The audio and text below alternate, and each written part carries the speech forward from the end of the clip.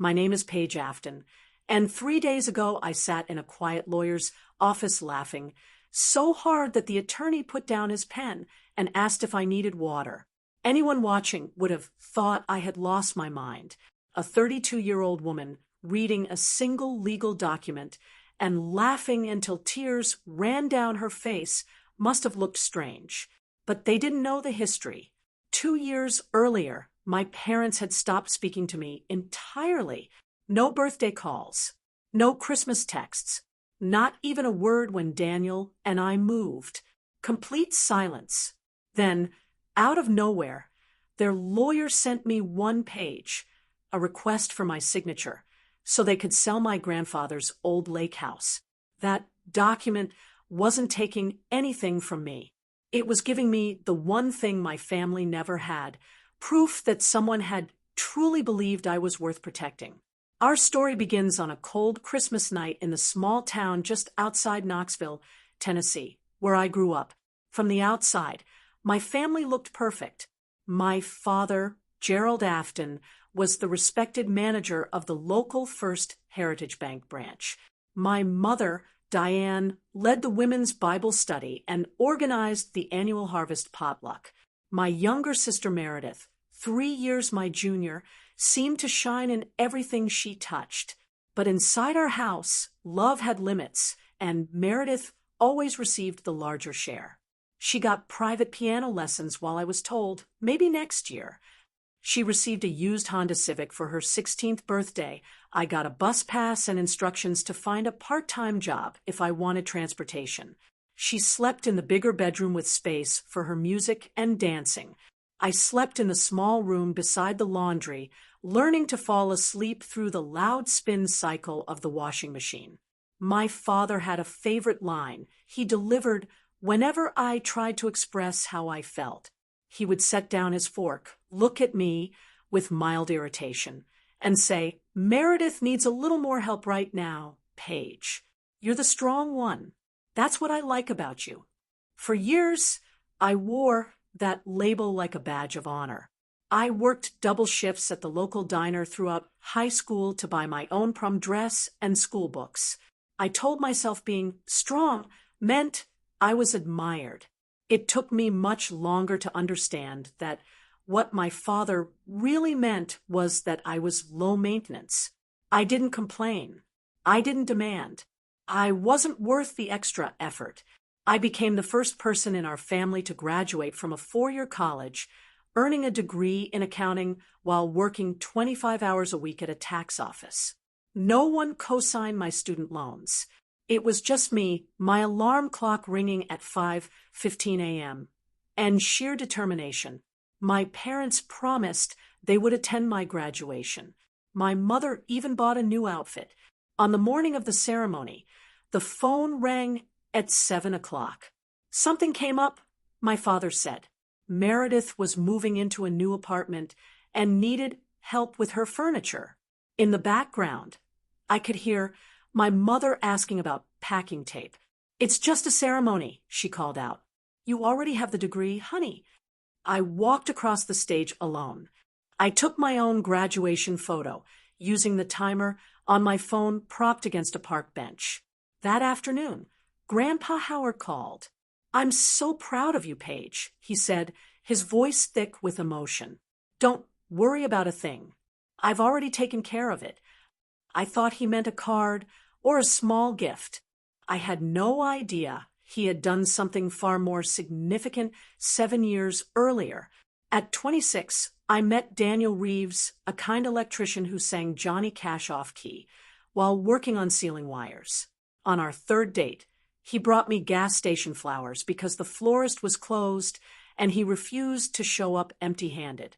We married simply at the courthouse when I was 28. My parents attended but left early. At a family dinner shortly after, my father looked at Daniel and said calmly, "I really thought you would aim higher, Paige.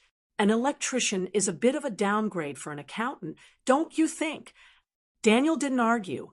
On the ride home, he simply said, "I don't need him to like my job. I need him to respect you." The final break came at another crowded Christmas dinner. Meredith pulled me into the kitchen and asked for $5,000 for the third time that year, this time for her new clothing boutique. When I politely but firmly refused, she walked back into the living room with tears in her eyes. My father stood up. "What kind of sister won't help her own family?" he shouted for everyone to hear. The room fell silent. He accused me of changing for the worse. My mother whispered to my aunt that she feared I was mentally unstable and needed professional help. Not one person defended me. Daniel and I walked out and never looked back. For 2 years, there was only silence. Then came the stories. My father telling people I was sick, my mother claiming Daniel was controlling and brainwashing me. They even contacted my old boss. One by one, friends and relatives drifted away. Only my cousin Rachel stayed in touch. We moved 45 minutes away and built a good life. Daniel's business grew. I earned a promotion. We bought a cozy house with a wide front porch. Still, every Christmas, the quiet phone hurt more than I wanted to admit. Then, in March, the lawyer's letter arrived. My father wanted to sell Grandpa Howard's lake house. Since I was technically an heir, they needed my signature releasing any claim. I felt a deep sting of betrayal. After 2 years of silence, the only reason they reached out was to take the last piece of my grandfather from me. That night, I remembered the old wooden tackle box in the garage. Inside was an envelope Grandpa Howard had given me years ago that read, "For Paige, when you need it." I had never opened it, thinking it was simply a farewell letter. When I finally did, 2 items fell out. The first was an irrevocable trust document dated 7 years earlier, the exact year of my college graduation. It placed the lake house solely in my name, completely outside my grandfather's regular estate. The second was a handwritten note in Grandpa's familiar shaky script. "Paige, I know your father.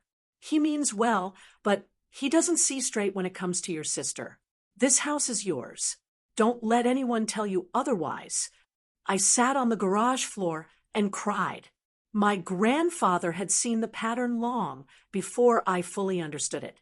He had protected me when I didn't even know I needed protection.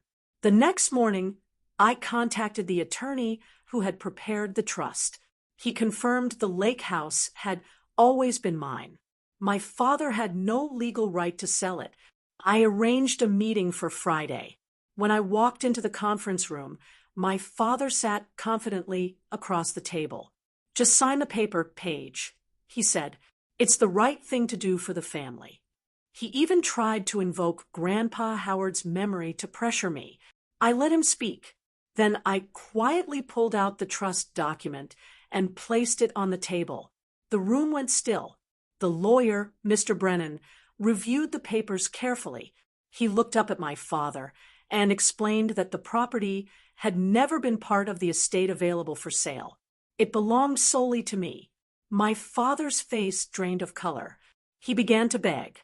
He admitted he had co-signed Meredith's failing business loans and owed the bank nearly $180,000. They were about to lose their own home. The lake house sale was supposed to save them. Meredith joined the conversation on speakerphone, complaining about how unfair life had been to her. In that moment, everything became painfully clear. They hadn't missed me. They had missed what I could provide. I did not sign. I drove straight to the lake house instead. Over the following weeks, my lawyer sent formal notice requiring my father to vacate the property. Eventually, they moved out. Meredith's boutique closed. My father had to delay retirement and work additional years, consequences of choices he had made long before. I moved into the lake house that summer. On weekends, I repaired the old wooden dock and painted the porch a soft white. I found Grandpa's old tools and faded photographs of us fishing together when I was a little girl. For the first time in years, I felt truly at home. I wrote my parents one letter. I told them the house would remain in the trust exactly as Grandpa Howard intended. If they ever wanted to rebuild a relationship, it would have to begin with honesty, not financial need. I don't know if they will ever change. Some people never do. But I have changed. I no longer wear strong as a label that excuses being overlooked. I am strong because I finally stood up for myself. I have Daniel, who loves me without conditions. I have a home that carries my grandfather's love and protection. And I have the quiet peace that comes from knowing my worth was never determined by how little I demanded.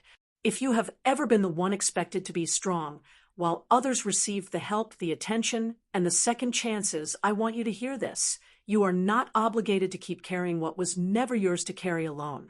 Sometimes the greatest act of strength is refusing to disappear quietly so others can stay comfortable. Grandpa Howard taught me that, and now the lake house stands as proof.